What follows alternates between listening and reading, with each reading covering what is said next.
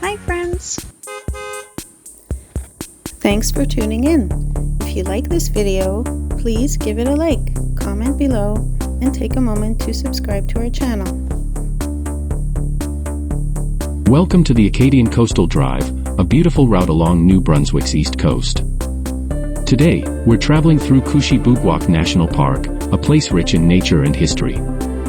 Kouchibouguac means river of the long tides in the Mi'kmaq language. The Mi'kmaq people have lived here for thousands of years, fishing, hunting, and gathering from the land and sea.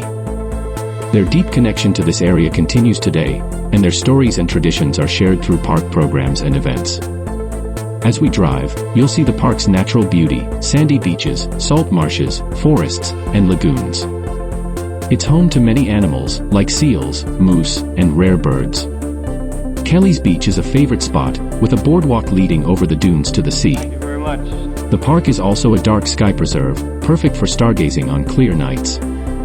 The Acadian Coastal Drive is more than just a scenic road. It's a journey through a land shaped by nature and the people who have called it home. Thanks for joining us on this ride along the Acadian Coastal Drive.